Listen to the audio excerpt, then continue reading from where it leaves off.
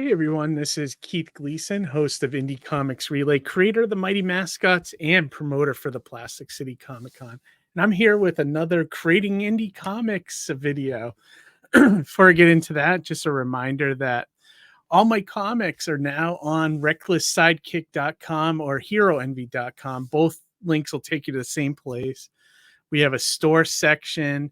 We have a tab for each series so you can take a look and get an explanation on what each one is. You can watch old episodes of Hero Envy, things like that. And then there's also, you can see some of my lettering on here too if you want to hire me as a letterer. But yeah, check it out. All that's available on my website right now. Awesome.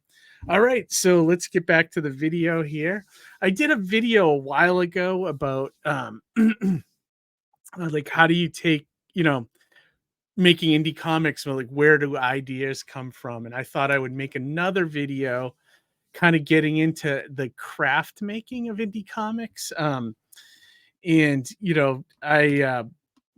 work at a comic store in the local area here, and one of the customers that's comes to the store had mentioned that he likes my videos and he wanted to see more of like creating comic side of things, and I was like, oh, okay.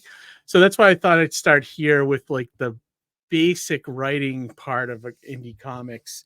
So the last video, it's on the channel, I'll link it to at the end here, was I just talked about where ideas come from, how you kind of create an idea for a comic, or how do you refine it, that kind of thing.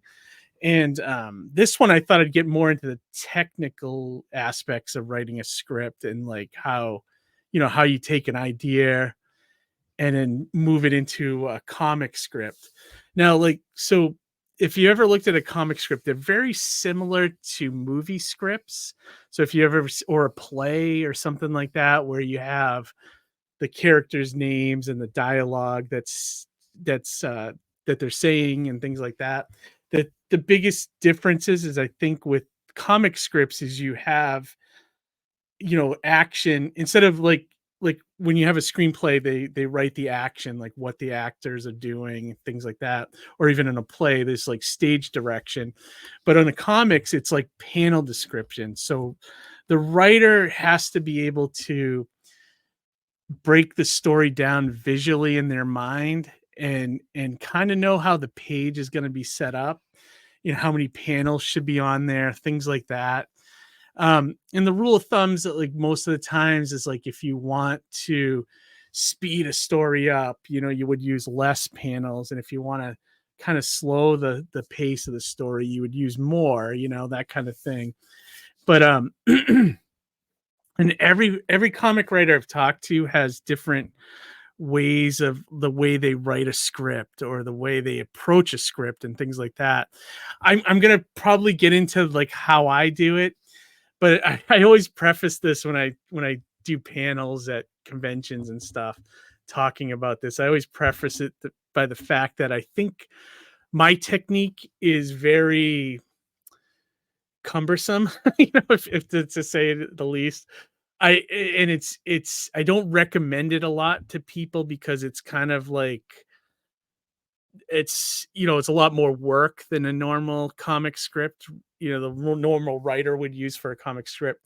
But it works for me, and it works for me because the way my mind works is like I can multitask on a bunch of things. But with scripts, especially comic scripts, it's tougher for me to multitask. So like I have to break down each element separately. So when I write a script, so for example, so I just mentioned too, where you write the panel descriptions, you break the page down in your mind, and then it often starts with like panel one. So let me show you an example of that here, so you know what I'm talking about. I found like a basic example of the script on Blambot site, which is a great site too, if you've never been. It's a lettering site, but there's a lot of free fonts that you can use for your indie comics. And there's lots of tips here, which is great. Blambot is excellent. I also recommend Nate's book about lettering if you get a chance. But he posted a page of a script here. So we could take a look at it. But see, you know, and he breaks down all the different what the numbers mean and stuff like that. So if you have a chance, go to blambot.com and check out what this script is. But so he has like narration here, and then he has like, you know, the script dialogue, and up here is, you know, the panel description, and, you know, panel 1, you know, page 16, panel 1, panel 2, panel 3, so on and so on, so forth, you know. So so that's, you know, example of like a real script, a real comic script, you know. So um so starting with that basic premise. So the way I approach writing a script is I often focus on the dialogue without anything else. So basically, I'll sit there once I have the story figured out, and usually I sit down with the story for a couple months before I even put it onto paper, you know, and just kind of figure out the beginning, middle, and end of the story, whether it's going to be one issue or multiple issues. And then I put a nice outline together so I know where everything is going. And then I kind of line up the characters in my mind, and I let them talk to each other with the goal in mind to get to hit these different points of the outline, you know. So the way I start off is I usually just write the dialogue. Like I'll put some action in if I know like somebody's going to get punched or something, and I'll just write, you know, character gets punched or whatever. But then I just do the dialogue. And so I just try to not be encumbered by any of the formatting of comic scripts. So just get the dialogue out, and I just sometimes I lose myself for, you know, hours just typing and typing, and then like I will, it's weird, and writers probably know this, but like you'll look up, and then if you know, you wait a few days and reread your script, you're like, it feels like it was written by somebody else because you don't even remember writing it, you know. So that's the sign that you're tapped into your characters really well, you know. So that's how I do it, is I kind of build the script with dialogue first. Don't worry about anything, because if I worry about the format, it ruins the flow of the conversation of the characters. So that's why I don't do that. And then the second thing I do, which is kind of odd, like you know, I often create thumbnails for the artist, whether the artist wants them or not. I kind of create them because I need to see in my mind on paper like how the pages break down, and I make sure all the action kind of lines up, and then I figure out how many panels you want per page, you know, things like that.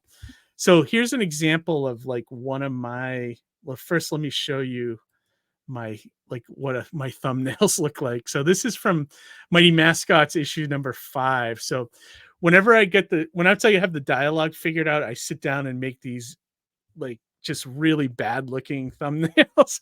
You know, like I could draw them a little better if I wanted to, but these should be quick and just give the artist an idea of, you know, what I'm looking for on the page. As you can see, I kind of lay out where the word balloons will be, so, you know, the artist doesn't draw anything intensive in there, so that, you know, there's room for the letterer.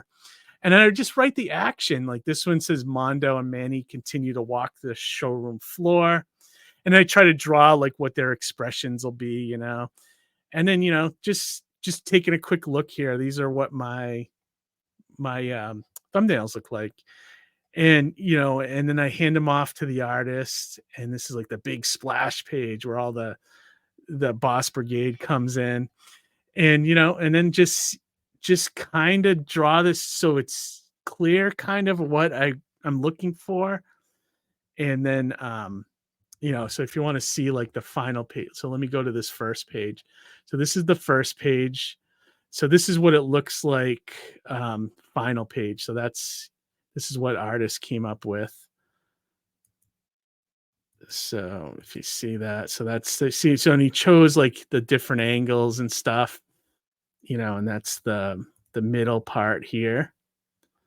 So you can kind of see the final, you know, and then down here is this scene right here where they're just standing, and then, you know, they hear the sounds of the building starting to crack. So that's sort of what I do. So I make these thumbnails, And then depending on the artist that I'm working with, I will go back and go over the script again. This is after I've done, a few different revisions, because I like to get the first draft done, and then I sit on it for a couple weeks before I look at it again.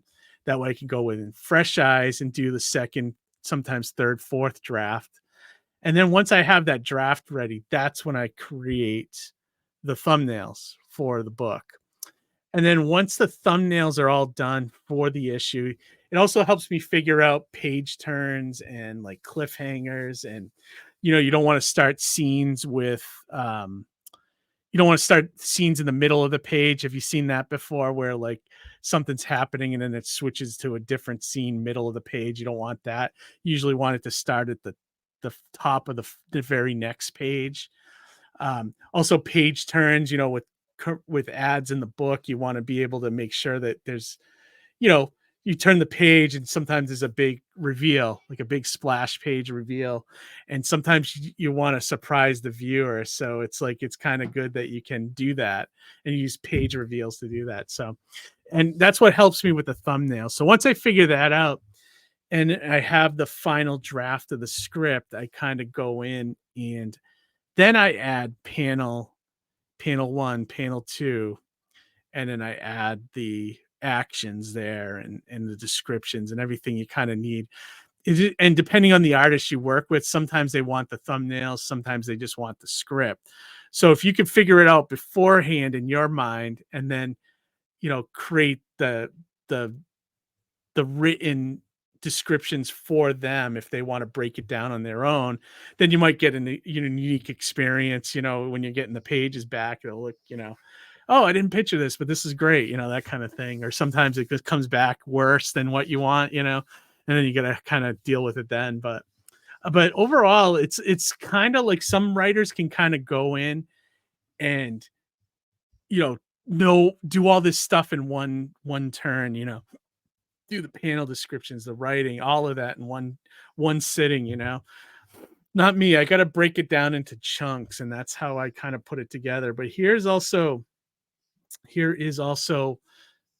how my final script looks for this is for issue 5 as well. And right here it has all my, let me see if I can zoom in closer here. Yeah, here we go. So this has my page 1, panel 1, and then I kind of describe what's going on, and then their conversation is right here. Same thing, panel 1, page 1, panel 2, you know, and then you just kind of write what's going on. And then, the artist can, if you put, if each page has 4 panels or this particular page has 4 panels, sometimes the artist will kind of do their own panel interpretations. Like the number 1 might be small and the second one might be, whatever, depending on the artist that you use, they kind of can take that point and do it on their own, as well. So, but yeah, so I thought I'd show you that. That's mostly how I write with comic stuff. And maybe I'll get better to the point where I could handle all of that at once. But I always find the panel descriptions and the action always slow down the dialogue that my characters are having in my head. And I start to, I don't like to be interrupted when I'm writing the dialogue. I like to get it all out and you know, set the 2 characters up in my head, let them talk to each other. Then once all that's done, I don't mind doing the technical aspect of it after. But I'd say, find what technique works for you. This is what works for me. And like I said, I don't recommend it for everybody, but some people this might help because, if you're like me, where you got to break things into smaller chunks to get it done, then this might work for you. So yeah, I don't. Let me know in the comments if you're a comic writer, how you approach your scripts and how you make it easier for the artist to kind of take it and then run with it after. How do you stop an artist from being confused on what you want? Especially something like this where it's mascots and it could get into weird. Like if they're doing something weird or whatever, it's the artist might be like, what are you trying to say here? I don't get it. So you want to make it as clear as possible, so But all right, everybody, let me know what you think in the comments of this video. Let me know if you're a writer, like how you approach your comic scripts or even your manuscripts or screenplays. If there's something, some advice that I didn't cover, or if you do something different, I'd love to hear it. So also like, subscribe, share the video if you think someone would get something out of this, and yeah, join us every other Monday for our live stream with indie comic creator interviews and and all that fun stuff and reviews. So all right, everybody, have a great week. Read some comments, and we'll talk to you later. All right, bye.